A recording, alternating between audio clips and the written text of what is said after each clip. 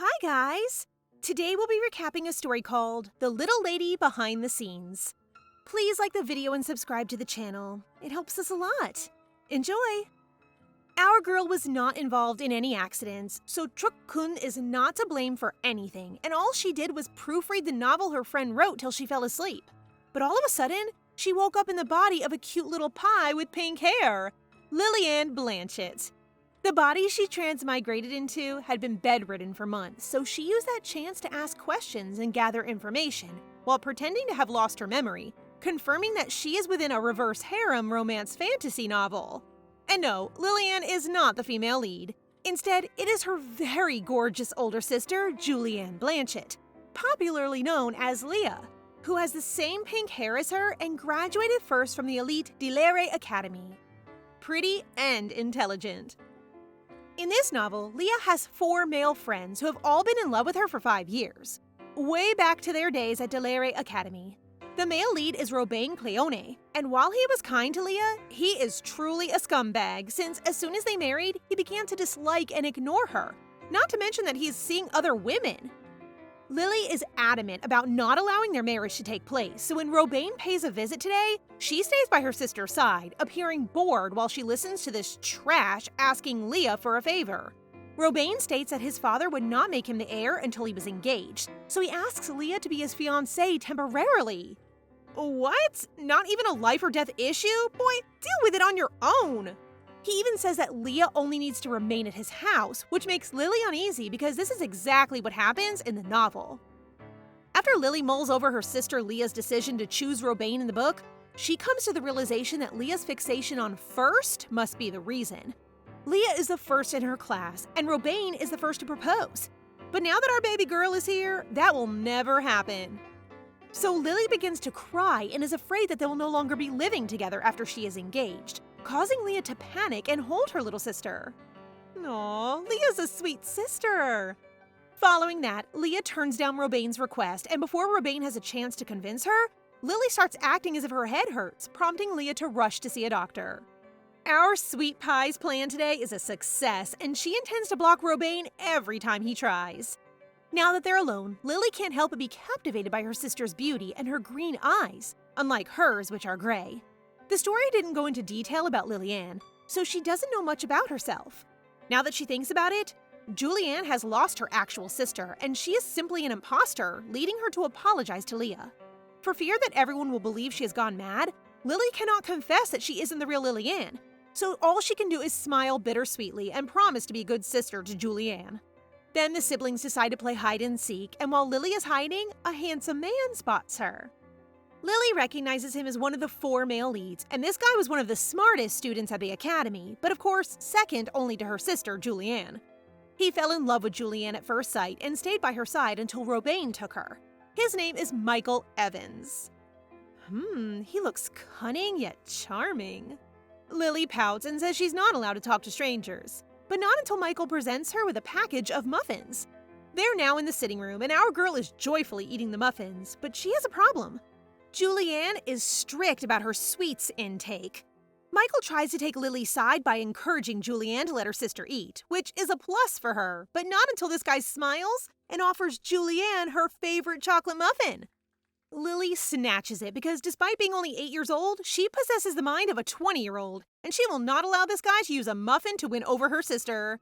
Well, her 8-year-old brain cells and appetite are taking over her, and she can't help but beg her sister to let her eat more. But no means no to Big Sis, causing Lily to pout cutely. Sweets are definitely her weakness. Michael pays a visit to Julianne in the hopes of discussing assembly-related matters, but Julianne simply glances at her baby sister with a sad expression. Lily sees that, although Julianne stated that she is her main priority, she understands that her older sister worked hard because she has desires and ambitions in life. So when Julianne refuses to help Michael, claiming that she needs to take care of Lily, our girl feels guilty. She understands this is Michael's method of flirting, but Lily doesn't want Julianne to give up everything for her. So since Julianne will stay by her side, Lily pushes her to help Mr. Michael, which Julianne appreciates. Julianne is now able to work, and if Michael continues to visit, she will receive more sweets. However, Lily will not allow this man to grow too close to her sister. A few days later, while Lily is stumbling around the cupboard in search of desserts, someone suddenly calls her name, saying he has cookies. Her expression changes to one of complete horror as she looks behind and sees a hand floating with a bag of cookies. Lily screams for her sister, but this, ghost seems friendly, saying he can't show himself because Leah has added a heavy barrier, but he really wants to offer her cookies so they can be friends. Lily calms down, and seeing that he is using magic, she realizes he is one of the male leads who has the strangest personality. And while his character does not match Julianne's, the two do get along well in the novel. He is Alan Lowell. She takes the cookies and runs away, giving him 0 points because she believes he is not a good fit for her sister. He may not be the one, but our girl won't say no to those sweets. That day, 2 male leads visit the Blanchett mansion, one of which is Alan, which amazes Lily given that he is her favorite character in the novel. But not anymore, since lunatics are only entertaining to read about, not in real life. I like them crazy too, but if it's for my sister, it's a big no-no. While Alan seems totally smitten with our cute little pea, Lily remains traumatized by the horror of his floating hand magic. This makes her wonder whether she too has magical abilities. Something the novel skipped over, though she is aware of her sister's exceptional magical talent. Alan actually came to apologize to Julianne, which immediately upsets her, and this is the first time Lily sees Julianne in such a face. Julianne apparently asked for his assistance while Lily was unconscious, but he vanished without warning. Lily is surprised to learn this, and she wonders if Lillian would have retained control of her body if Alan had attended to her at the time. Julianne, with her cold demeanor, questions why he disappeared, prompting this man to explain that he was stationed at the border when they ran out of healers and was too busy to write her a letter. Lily believes it wouldn't be that difficult to write at least one letter, leading her to eliminate Alan from her list of Julianne's potential boyfriends. She then turns to the other male lead, Cedric, who is very dazzling in his blonde hair, but she fails to recall anything about him. After that, Alan offers to pay frequent visits to give Lily checkups as an act of apology, but in truth, he's only trying to get an excuse to see Julianne. Now Lily is patiently waiting for Cedric to come up with a reason to visit Julianne, but he's acting so shy and comes clean, saying he only wants to see how Julianne is doing. This explains why Lily can't remember Cedric, since, unlike the other 4 male characters, he has a reserved personality and doesn't have much of a presence. But this guy is the Empire's top knight and commander of the Imperial Guard. Strong and timid? My vote might go to you. Her thoughts are interrupted when Julianne accepts Alan's checkups for Lily as an apology. However, she doesn't say anything to Cedric, so Lily steps in, calling him by his name, which surprises Julianne. Lily then smiles as she requests that he visit again. Our girl has chosen her candidate. And just like that, our 3 male leads, the reserved Cedric, who swings by for no apparent reason, the sharp Michael for work, and our bubbly boy Alan for Lily's checkups, begin visiting their residence. Lily isn't having any fun since she's had enough of Mr. Allen's checkups, so she escapes and spots Cedric knitting in the corner. A commander with a knitting hobby? Plus points! However, when Lily asks if he isn't busy, he takes it the wrong way and assumes she doesn't want him around, which our girl swiftly denies, claiming that she actually likes him, making this guy smile and tell her he likes her as well. She then plops on the sofa next to Cedric, watching Julianne and Michael working, and she is relieved that the guy is truly acting professional. That's a plus point! On the other hand, Alan keeps lingering around, insistent on having Lily complete a checkup. But our girl is being grumpy and uninterested. Alan takes a different tactic, bribing her with a full cake without telling her sister, prompting Lily to immediately agree to the checkup. He knows her weakness. Cutie. After Lily consents to Alan's healing magic, she begins feeling a buzz and her body begins shaking. Is this normal? Her dislike of checkups makes perfect sense now. Following the checkup, the trio sits in silence, with Cedric occupied with knitting and Alan gently braiding Lily's hair. Oh, they look so peaceful. Actually, everyone is really likable. I love them. After Michael and Julianne finish up, Lily doesn't waste any time rushing over to give her older sister a bear hug. Look at their matchy outfits! Lily brings up Cedric's knitting to Leah, which surprises Leah and leads Cedric to blush. Although poor Alan would also like to hear compliments, I'm afraid he needs more points to win over the baby sister. Lily then spots Michael on the side with his calculating smile, which makes her tremble and realizes she needs to be cautious with the clever guy. The next morning, pretty big sis wakes Lily up and is very serious about arranging her hair for the day, which Lily doesn't mind as long as it makes her sister happy and she appreciates how caring she is. Their bond is lovely. Where are their parents, by the way? That afternoon, Michael pays them a visit and asks Lily if he can join them for lunch, something she obviously dislikes, but he knows food is her weakness, so she unwillingly agrees. While walking, Michael realizes that Lily doesn't like him and observes that Cedric is the only one she addresses by name. Well, he is her bias, so yeah. He then asks whether the desserts he gives aren't to her taste, which Lily denies, leaving him even more confused about what he did wrong. So he asks our girl not to hate him so much. Still not sure about you, mister. You look so mysterious. After lunch, Michael leaves to get Lily some dessert when their butler informs Julianne that they have a guest, so the siblings walk outside to see who it is. It turns out to be Cedric, who lovingly says Julianne's name. Mister is so fine here. I'm changing my name to Julianne. Anyway, Cedric isn't alone today. He's brought his nephew, Joshua Winston, to play with Lily. But this little man certainly dislikes our girl, given that the first thing he says about her is that she's ugly. Lily clings to Leah and states that she doesn't like Joshua and Cedric since they brought the kid, which gives our soft guy the chills. Lily understands Joshua is only acting his age, but she can't forgive him for calling Lily-Ann's face ugly while Cedric is sweating and begging his little nephew to calm down. I admire how soft he remains, despite the fact that he is obviously losing points right now. He then apologizes to Julianne, explaining that the Winstons asked him to look after Joshua, which she is okay with, but concerned about Lily. Baby sister smiles and says it's fine with her too, but points at Joshua and calls him ugly before running inside to enjoy Mr. Michael's treats. Michael uses the chance to get closer to Lily by asking if they can go inside hand in hand, but Lily still gives him a direct no. Even after everything, the poor guy can't get past Lily's defense. However, things aren't looking good for our little girl's sweet tooth, as Julianne says that she can only have 2 tarts today. Leah then offers Joshua 1 tart, which upsets Lily because it was intended to be Michael's gift to her. The cunning kid sees this and happily takes the dessert, but Lily can see through his seemingly innocent smile and sees a smug expression of victory.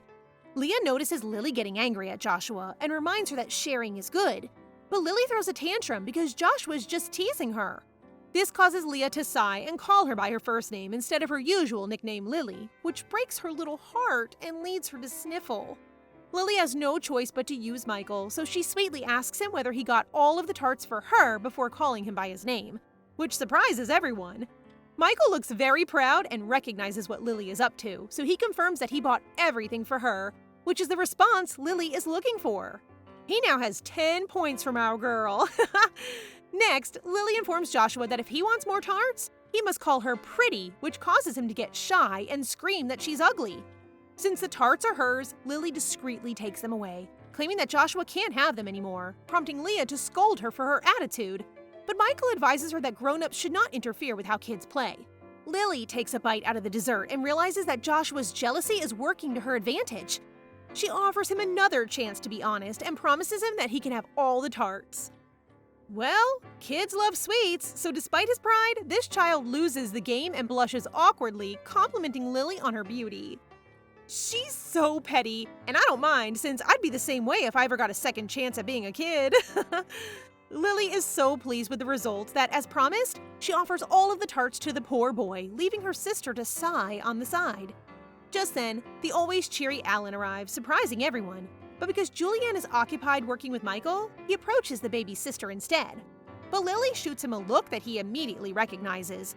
So he secretly tells her that he brought her a cake he had promised and hid it, much to her delight.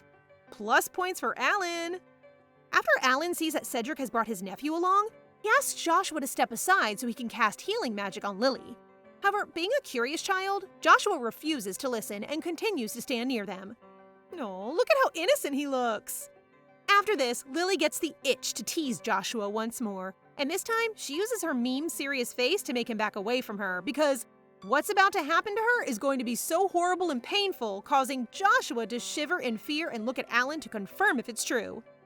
Sorry, little guy, but this man is trying to win the baby sister, so Alan nods, looking as menacing as Lily. He really joined in! Lily screams, causing Joshua to cry, and he quickly hurries to Cedric's side. All the while, Lily laughs uncontrollably, enjoying the thrill of frightening him.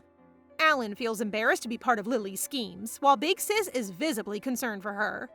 The next day, Julianne introduces Lily to 3 kids her age, and Lily recognizes that her sister is trying to get her to socialize and make friends. Lily is reluctant at first, but she eventually agrees after Leah promises she'll give her more sweets. Everyone knows sweets are her weakness. She only recognizes Joshua and wonders why there aren't any girls, prompting Leah to explain that her friends don't have nieces or sisters to bring, but she hopes Lily will get along nicely with them. If it's what her sister wants, Lily has no choice but to agree and resolve to show off her flawless social skills.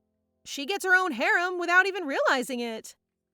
Lily joyfully introduces herself to the kids, prompting them to introduce themselves as well. The cute, reserved black-haired kid is Aiden Evans, Michael's nephew, while the lively blue-haired one is Luca Lowell, Alan's younger brother. Wow, Luca looks exactly like Alan! With everything taken care of, Leah leaves Lily to play, which causes Lily to freak out because she has to keep an eye on the male lead's flirtatious moves. Worse yet, Cedric sneaks up behind her and asks to play with her instead. She looks so done with her bias, as he needs to be with Julianne and make an effort to win her heart. But this mushpot insists he doesn't want to disturb Julianne. His intentions are so pure and I love it. He then gives her an adorable grin and says he enjoys playing with her, which Julianne hears and expresses her gratitude with a smile. Big Sister is really lovely, and they look great together. Lily can't do anything, so it's time for her to focus on her new hobby, which is to mess with the kids. And who is her main target, you may ask? Poor Joshua, who is now whining because Lily teased him again. Lily is now being talked to by her big sister, who hopes she will get along with her new friends and not create any trouble. So Lily swears to do her best before her sister leaves her in the garden. Lily then turns to Josh and smiles, resolving to be kinder to him, but this only makes Josh miserable because he is months older than Lily and expects her to address him with respect. Whoopsie, wrong move, little guy. This irritates our girl, so when she discovers that they'll be the same age in only 2 months, she teases him and calls him a 2-month oppa while chuckling, which causes Luca to laugh as well, while Aiden whispers that Josh is about to tear up. Josh loses it and starts crying so loudly that Leah rushes over, prompting Lily to join in the tantrum. But it is unsuccessful as Leah declares she will no longer give her desserts. After that, Lily vanishes, leaving just a brief letter advising them not to look for her. She may have 20-year-old memories, but I enjoy how they turn her into a real child with the maturity of an 8-year-old. Not to mention her sweet taste. Lillian's father, Count Blanchett, had a profound enthusiasm for knowledge despite his knightly standing, as evidenced by his massive library, which serves as an ideal hiding place for Lily, who is still upset and not caring about appearing childish. Despite her guilt, she decides to stay there till dinner time until Aiden appears, shocking both of them. She learns that everyone is looking for her. He's ready to tell everyone where she is, but she grabs his shirt and whispers for him to stay quiet. She then stares at Aiden, telling him not to tell anyone or she'll take all of his dessert, so he quickly agrees, but blushes that he's the one who found her first. Lily then notices the book he's carrying, and it amazes her that he's reading political text at his age. She assumes he wants to be alone to read comfortably, but he grasps and squeezes her hand, begging her to stay, leading her to believe that this cutie patootie likes her. Well, it isn't impossible given how super cute she is, just like her sister. To brighten her mood, Aiden offers to sneak her some dessert that makes her eyes sparkle. Aiden then tells her that if he tells his Uncle Michael, he'll probably give him some, and she looks at him like he is an angel from heaven. However, she stops him, assuming that Michael will know he is bringing it for her and will tell Julianne everything. So she devises another plan and tells him to get the dessert from the pantry, and before he leaves, she kisses his cheeks in appreciation, leaving this kid blushing and speechless as he rushes out of the room. She then feels sleepy after eating and leans on Aiden, but she eventually falls asleep on his lap, leaving him wondering what to do. She can sense that the kid likes her, but nope, baby boy. Maybe when they're older, she'll give him a chance. She awakens to Julianne's voice crying out her name, so when she opens her eyes, Julianne cries and gently hugs her, showing concern for her, and wonders whether she hid because she told her she couldn't have dessert. Lily realizes her mistake, apologizes for hiding, and begs her not to cry. She wonders if it's right to accept Julianne's love when she isn't really Lily-Anne. If she could just return to her world, she would because she feels guilty taking all of Julianne's love from the real Lily-Anne. Guilt will make it hard for our sweetie to enjoy her new life. Today, Lily realizes she wasted her time teasing 3 boys and loses sight of her own mission, which is to keep Julianne safe from the boys who are obsessed with her. So when Michael suggests that she play with the other children, Lily glares at him, telling him that she will stay right next to Julianne and closely observe him. Julianne allows her to stay as long as she remains quiet, so she smirks at Michael, sensing that her plan is working. She then decides to sketch herself and Julianne, and because she is unsure about Cedric, she chooses to draw yarn and needles for the time being, along with her favorite desserts. She proudly shows her artwork to her sister Julianne, who appreciates it and notices the yarn, leading her to believe that Lily likes Cedric. Meanwhile, Michael notices that she doesn't include their parents in her drawing, which shifts the subject, prompting Julianne to tell him that she sent them a letter notifying that Lily had awakened, but she hasn't received a response yet. Michael then offers to send someone to their parents if she worries about them, before turning to Lily and asking if she misses her parents. A question Lily knows this guy will use to gain points. However, she doesn't back down easily, and she responds with a warm smile, expressing her longing for her parents, while also stating that Leah and Cedric keep her company. So she's not sad. Lily begins to recount to Julianne how Cedric takes her a ride on his shoulders, plays hide-and-seek, and saves Josh and Luca's ball from the branches. Julianne becomes impressed after hearing how sweet Cedric is, prompting Michael to urge Lily to play with him that day, making Lily delighted and giving him a pleasant smile. However, it's actually a trap. Lily wanted him to suffer before he could make a move to Julianne. The next day, Alan and Lucas stop by to see them, and Lily is ecstatic about the dessert that Alan brings for her. When Alan notices Michael's absence, he learns that he is too exhausted to pay a visit after playing with Lily yesterday. So little, but so evil. While they're all still chatting, the butler informs Julianne that Lord Cleone has arrived to see her, which surprises Lily. Never thought I'd hear that trash's name again. Lily hands Lucas all the pudding and then jumps up to cling to Leah, her voice brimming with resolve to accompany her. Leah has herself a little koala cutie. Lily must ensure that Robaine does not steal Leah's heart, but her big sister refuses to let her join her, causing Lily to panic. So Alan steps in and claims that he too wants to go see Robaine. While Alan insists he'll merely say hello, Leah argues someone needs to monitor the kids. With her enchanting smile, she asks Alan to do just that, sending Lily and Alan into a daze. Before they know it, Leah has already left the room. Lily could really use Michael's persuasive abilities in this situation. After that, Cedric shows up with Josh and Aiden, which gives Alan the chance to check on Robaine and Julianne. Our sweet boy's gaze turns threatening the moment Robaine's name is spoken. In any case, Lily is planning to check on them too, so she has the children do role-playing and pretend that they're on a secret mission. Cedric follows them from behind as they tiptoe down the corridor, and Lily realizes they are nearing the room. But Alan is nowhere in sight. Perhaps using magic to eavesdrop? Anyway, they listen behind the door and hear Robaine ask Julianne to be his partner again, prompting Lily to burst in. Leah is taken aback to see not just her baby sister, but also Cedric and the other children. While Lily rushes to Leah's side, Robaine flinches at the sound of Cedric calling his name and begins sweating when our soft guy reveals his frightening side. A man who can do both? Plus points for my boy Cedric.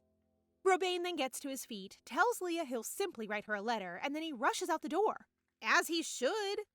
After the trash leaves, Leah turns to Cedric and expresses her dismay that he took the children with him. So Lily butts in, admitting that it was all her idea. With a tearful expression, she admits that she is terrified Robaine would take her away, causing Leah to calm down and hold her baby sister, swearing not to abandon her at all. Cedric suddenly realizes that Robaine was asking Leah to be his partner for the second prince's birthday party.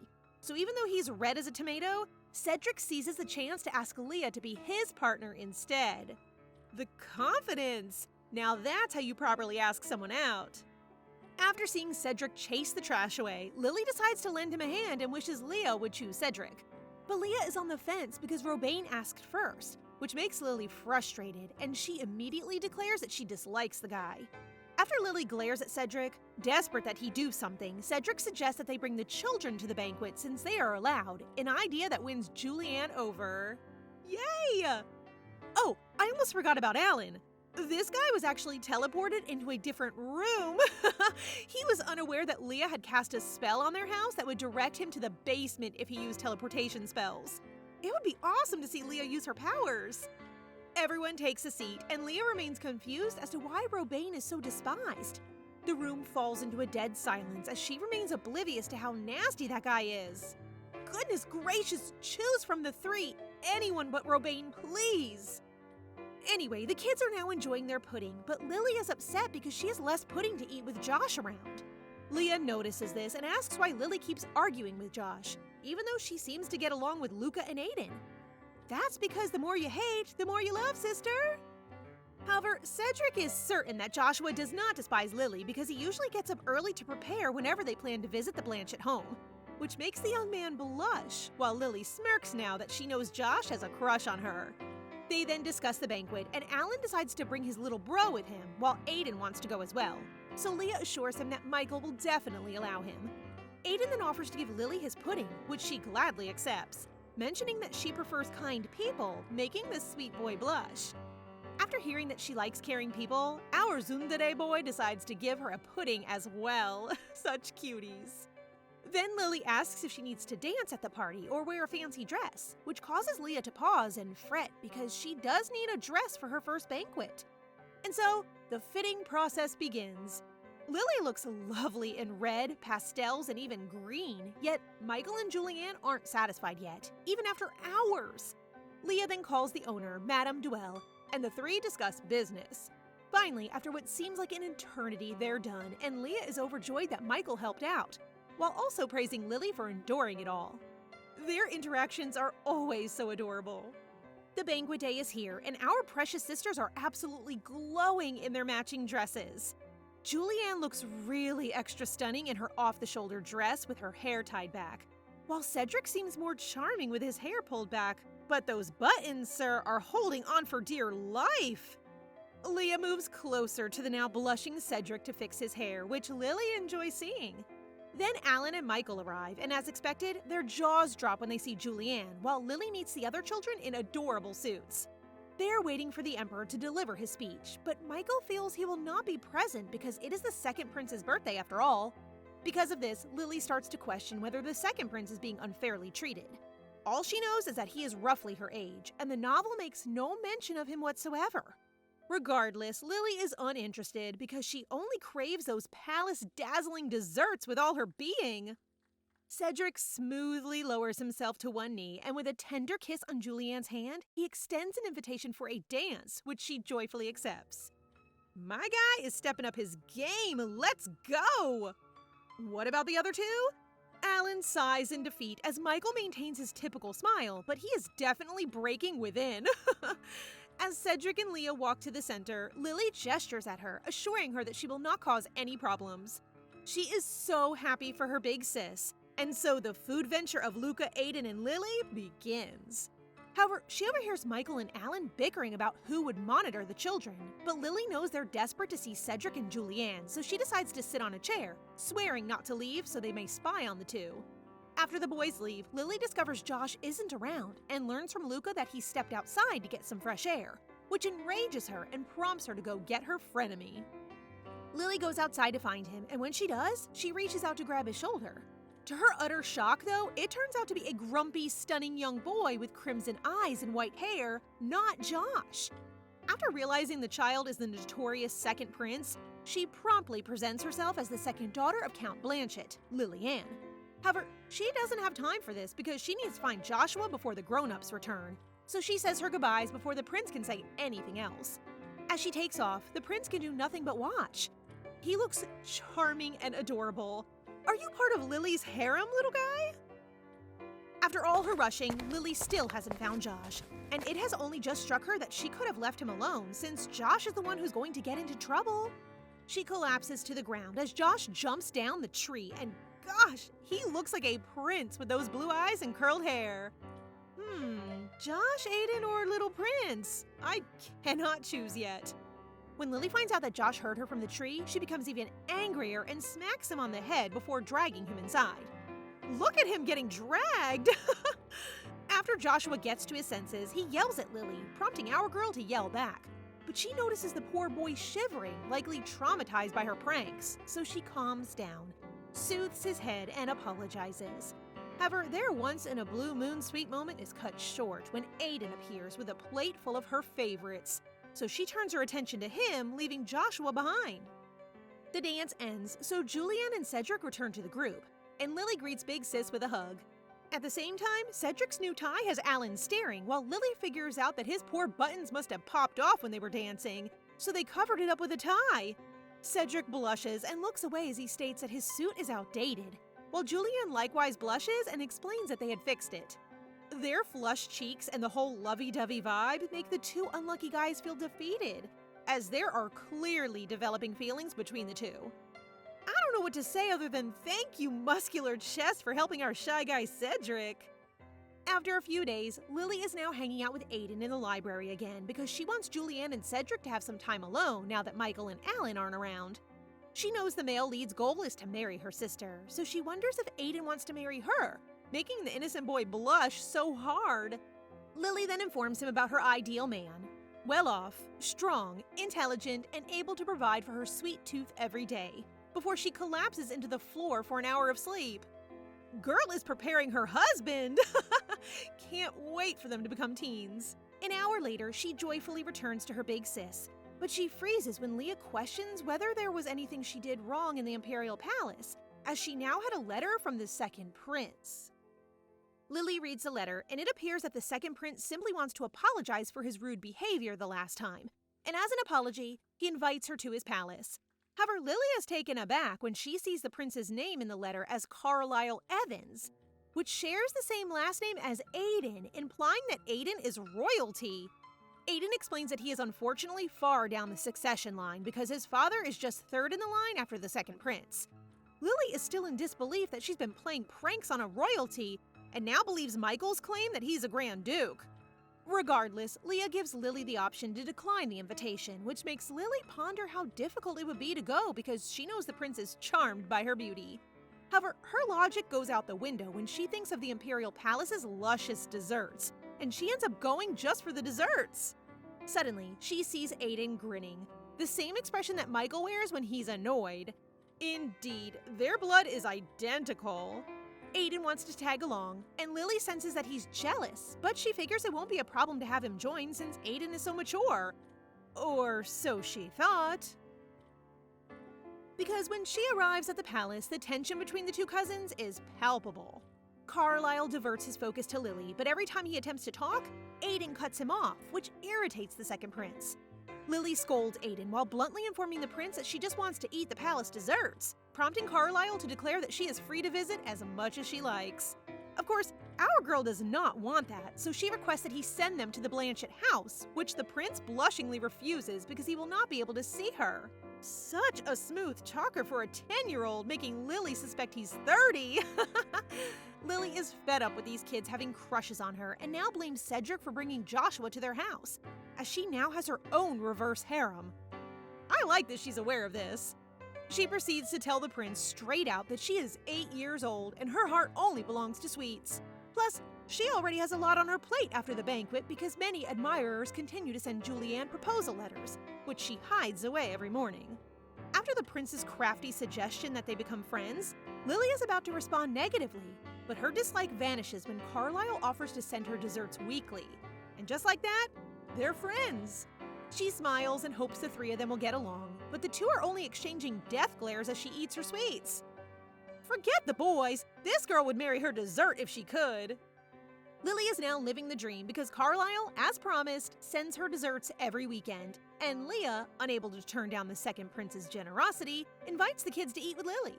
Today, a toothache appears to be causing our girl pain while she eats. She discusses this with the three boys and ensures that they keep their lips shut, warning them that if Leah finds out, she will never serve them dessert again. While they are at their regular checkups, Lily surprises Alan by calling him by name, which amazes the man, and he becomes quite excited about it. While looking serious, Lily whispers that she has a toothache and asks Alan for help. Alan, being a kind man, uses his healing magic and tells her that she should only call him by his name when she really wants to, because he still wants to be there for her no matter what. Her toothache has quickly subsided, prompting her to wrap Alan in a warm embrace as a gesture of gratitude, much to his delight. This makes me love Alan more. I like how bubbly and kind he is. After the checkup, they head to where Leah and Michael are, and Lily discovers that it is time for her and the boys to undergo a mana test. However, she begins to panic when she discovers that she'll be unable to attend the academy if she lacks mana. But Big Sis reassures her that if she fails the test, she can just take private lessons. After that, Leah presents her with a letter from their parents, but Lily is unsure how to react because she feels she has no right to claim them as her own. She could only wish for the real Lillian to appear in her dreams and assure her that she's free to use her body as she wants. She's having an identity crisis in her transmigrated life, huh? It's as if she stole someone's place. Poor girl. Most of their parents' letters is addressed to Julianne, and this makes Lily think that the actual Lillian doesn't have that strong relationship with her parents, and she wonders if it would be better to leave things as they are. Today, before Julianne leaves, she instructs Lily to stay within the grounds of the Second Prince's palace. Lily enthusiastically agrees and waves farewell. As Julianne and Michael walk away, she can't help but notice how nicely they compliment one another, whereas Cedric is declining her in favor since it has been a long time since his last visit. Just then, the Second Prince welcomes her, who suggests that they visit the garden near the second troop post, where the fountain is stunning. This reminds Lily of Cedric's location, and she begins to wonder if she can see him in his uniform, agreeing heartily with Carlisle. Upon arriving at the destination, Carlisle notices that Lily is looking for someone, and he is startled that she is looking for Cedric, as he has heard Cedric has been punished for causing a disturbance in the Imperial Palace and is on probation. This comes as a huge shock to Lily, who has always thought of Cedric as an angel, yet she is now beginning to suspect that his perfect character is all an act. On their way back home, Lily asks Julianne about Cedric's probation. Michael's reaction suggests he is aware of something, so Lily asks him about Cedric's punishment. So he goes on to explain that Robain stopped by the Imperial Palace, and he assumes something happened there, shocking Lily and Julianne with the revelation that it's all due to Robain. Well, that guy must have been so jealous that Julianne chose Cedric to be her partner. Michael then recommends they go out to dine with him to lighten the mood. Lily dislikes the idea, but Michael reads her mind and informs her about the desserts, making her smile and want to go. Julianne notices her excitement and asks whether Lily favors desserts above her, which causes her to quickly shake her head, expressing that she loves Julianne the most, leading Julianne to give her a heartfelt hug. However, Lily now feels a huge weight in her heart for no apparent reason and fears she is preparing Julianne for something terrible. Lily desires Julianne's happiness and hopes that she'll find someone who will make her happy. However, she is hesitant whether she's making the correct decision to intervene. While she has protected Julianne from Robain, she is considering that it would be ideal for Julianne to make her own decision from here. Her thoughts come to an end when Julianne notices her feeling down. Despite Lily's claims that she's fine, Julianne demands the truth because she's not eating her dessert, which is unusual for her. Lily, on the other hand, is sincerely pondering her situation because she has grown to adore Julianne, not just as a novel character, but as a sister. Julianne is concerned about her, so they excuse themselves to have a little talk outdoors. Lily believes Julianne should simply leave her alone because she will return to herself after a while, but Julianne refuses to let her worry on her own. That is the type of person she is. It is impossible not to love her, and Lily is so sorry for Julianne that she enters her sister's body. Julianne wonders if Lily made a mistake at the Imperial Palace that explains her strange behavior. However, when she denies it, Julianne speculates that it could be because she has hidden all of her letters, which surprises Lily a lot. But Julianne finds it humorous and giggles while urging her not to be concerned because she's not angry. Julianne then seriously asks Lily whether she dislikes her falling in love with someone else. Before Lily can explain, Julianne softly rests her forehead against hers, assuring her that she is still getting to know her and she wants to do whatever Lily wants. Julianne then picks her up, claiming that she doesn't have to meet people Lily dislikes. Instead of punishing her, Julianne requests her to help her find a decent man for herself. Lily swears to do her best to find someone who will make Julianne happier than she could possibly be. Let me just say that Julianne is very gorgeous and an incredible big sister! A few days later, Cedric pays them a visit as if nothing had happened, while Julianne informs him that she knows about his probation and asks if Robain bothered him. However, Cedric gives her no hints about what happened, prompting Julianne to insist on hearing the truth. Julianne asks Cedric whether it's because he's her partner instead of Robain, and his silence confirms her suspicions. Then, since they are now complete, Alan suggests they all go inside and talk, while an angry Julianne warns Cedric never to try to hide anything from her, which makes him sweat.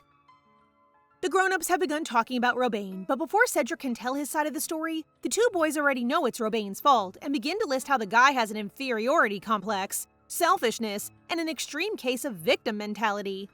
Hopefully Leah will finally see how awful Robain is.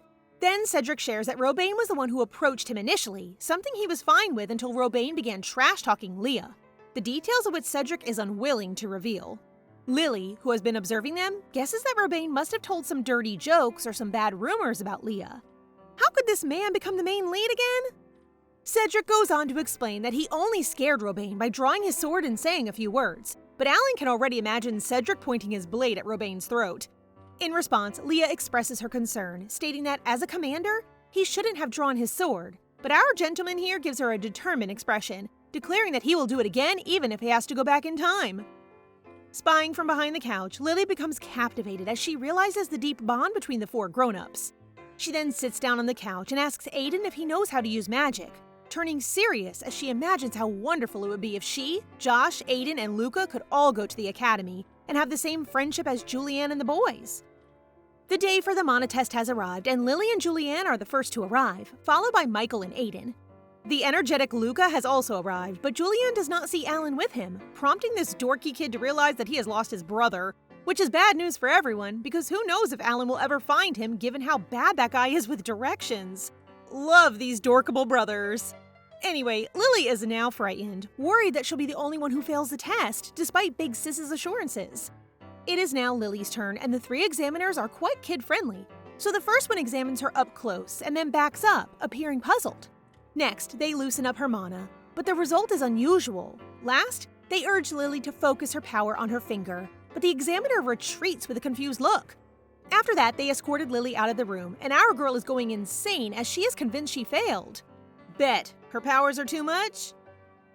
The next day, Lily appears so gloomy that even her frenemy Joshua decides to give her dessert, as do Aiden and Luca, which annoys her because she knows they're acting this way since they all believe she will not be accepted into the academy. When she glances at the grown-ups, she notices that even the male leads avoid making eye contact with her, prompting her to exclaim that they should not pity her. Leah rushes to her grumpy little sister's side and cuddles her, explaining that everyone is just worried since she has been feeling low all day. It looks like the other children have already received their test results and have passed, when suddenly Lily's result letter arrives. Everyone looks horrified, as if they'd just seen a ghost, but our girl chooses to simply read the letter and move on. Lily has no idea as to why her test results are so lengthy, and she is surprised to read that her mana retention, affinity, and sensitivity are all very high. Everything seems great on paper, but her spirits plummet when she sees that she's pending, not failed nor passed. Alan suspects that his mana got mixed with Lily's during their checkups, but Leah expresses with a serious look that she believes Alan's mana was not the only one that was fused. Lily feels anxious because, given Leah's intelligence, she believes that a few signs here and there will lead her to the conclusion that she is not her actual sister. Alan goes on to say that the magicians who visited Lily when she was unwell may have had their mana mingled with Lily's, but the only way to verify this is to do more tests. Leah then notices Lily's anxious face and asks if she's okay. But our girl is unable to respond because, to be honest, she is afraid that when the time comes and Leah discovers who she truly is, she'll no longer look at her with affection. After a few days, they go to the Imperial Palace for her testing, and she wobbles as she is so sick from being tested by so many great magicians. After that, the second prince comes dashing, delighted to see her. Big Sister then properly greets the prince, and he does the same, while Lily inquires as to how he found her. However, she gets furious when she discovers that Carlisle snoops around and learns about her mana test. He tries to explain that he discovered about it accidentally, which makes Lily conclude that he must have been gathering information to survive in the palace, so she now doesn't mind that he finds out about her mana test. Leah smiles at the two adorable little ones and decides to give them time while she attends a meeting with Michael to discuss things. Carlisle brings Lily to the Imperial Palace Library, which she finds fascinating and can't help but think about Aiden, who will undoubtedly like the place. Speaking of that kiddo, Aiden is actually at the library and appears to be overjoyed to see Lily, but his reaction becomes icy upon seeing the prince accompany her. Lily quickly holds both of the boys' hands and cheerfully says that they should all read books. While they settle on the couch, Carlisle catches Aiden reading about monarch theory, to which Aiden, being cheeky, responds that he should build his common sense since they are in the Imperial Palace, which is the same as stating Carlisle lacks common sense. Lily butts in, asking Aiden to be nice, and this kid gives her an innocent yet clever smile that is identical to Michael's. Lily warns him that if he continues to provoke the prince, they will have to leave, making Aiden look terrified and brokenhearted on the side. Lily feels bad for Aiden, so she whispers a promise that they will play just the two of them next time, which lifts Aiden's spirits. They are currently making their way to a spot where Julianne will come and fetch her. As they follow Carlisle, Lily can't help but wonder why his family is treating him so badly. Yeah, why? The three sit on a stairwell, and Lily can't help but notice Carlisle looks like a rabbit and Aiden like a dog, which she finds adorable. Carlisle then shyly confesses that he feels so refreshed when she is around, which she observes because the first time they met, he was so wary of everything. So she plans on seeing him frequently, considering Julianne will be visiting the palace for work anyway.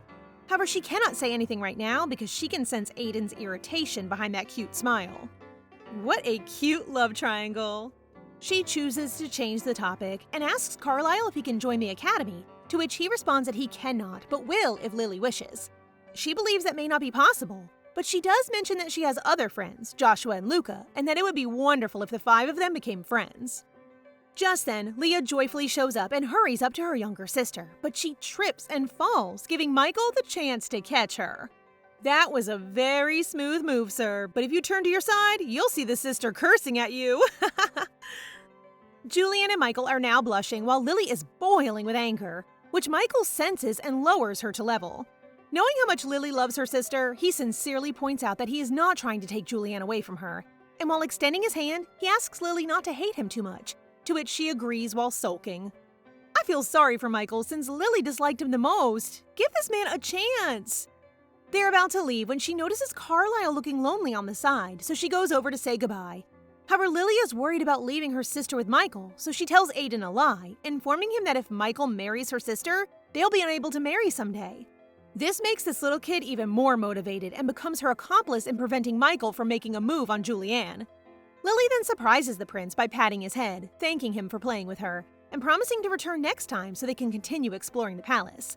Because of this, Carlisle becomes overly excited and squeezes our girl's arm while smiling warmly at her, which causes her to pull away. The prince is still a child in her eyes, but she has a feeling that one day he will propose to her. Well, for the time being, she intends to savor her childhood and deal with it when the time's right. I want the prince for our girl.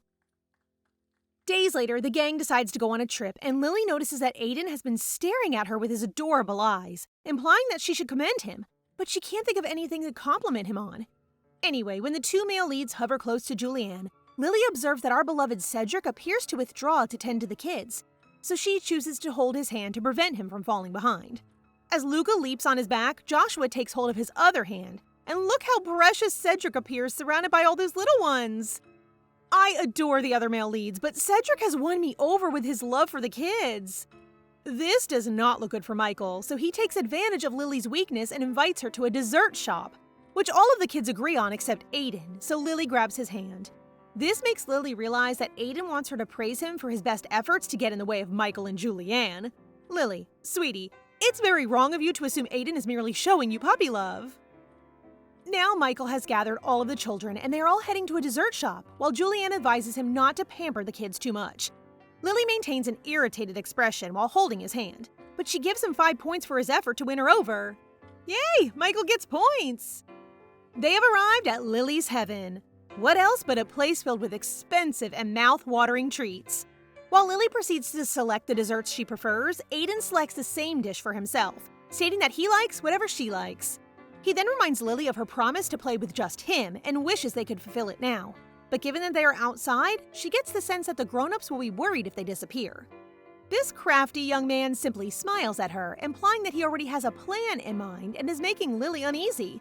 She can't believe Aiden is just a kid, since kids should be like Joshua and Luca, running around the shop. However, when she realizes these 2 hyperactive boys are racing around, she screams and orders them to stop since the heavenly desserts might fall to the ground. Her priorities, really.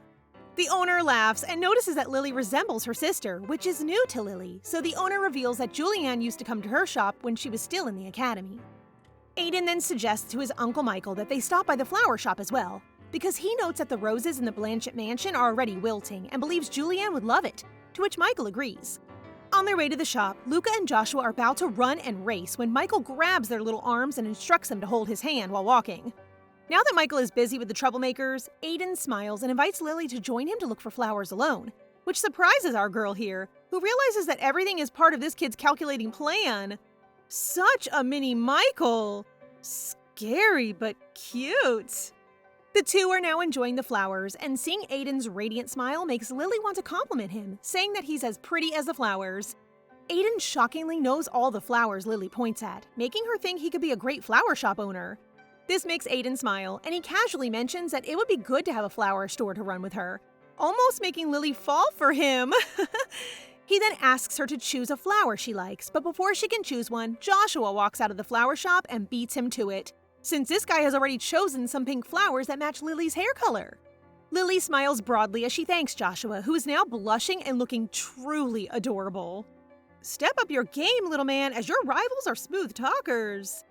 Following that, Michael exits from the shop with a bouquet in his hand, and Lily notes how this man is truly in love with Julianne, evident by his authentic smile and blushing cheeks. Sir, that smile's too much for my little heart. Well, Michael's flowers land up in Lily's room, and Lily can't help but feel sorry for the head-over-heels guy. Julianne visits Lily in her bedroom that night and mentions her birthday, but Lily doesn't need anything until Leah offers her to make her a homemade birthday cake, which delights her. Lily then asks if Leah likes any of the 3 boys, but Leah merely responds that the 3 are her good friends, whom she does not want to lose. However, Lily argues that the moment will come for Leah to make a decision, which causes Leah to contemplate for a while before saying nothing, claiming she will let her know when she has made up her mind. Our girl needs answers, and she's scared she'll be a hindrance rather than a help to Julianne, although she doesn't tend to stop her schemes of pairing her with the male leads if Julianne ever falls for someone. Julianne squeezes her little sis and promises not to date someone she dislikes, but Lily dismisses it and just wants her to be truly happy. Julianne looks at her with those tender eyes, letting her know that she is indeed happy because she has her. Again, Lily feels unworthy of Julianne's affection, which is making her uneasy, yet a part of her wants to accept everything. Later that night, Lily had a nightmare that Julianne pushed her away and looked at her with hatred. And that's it for today, guys. What did you think? As always, don't forget to like the video and comment for the next part so we know you want more. Remember to subscribe and turn on notifications for updates. See you in the next one!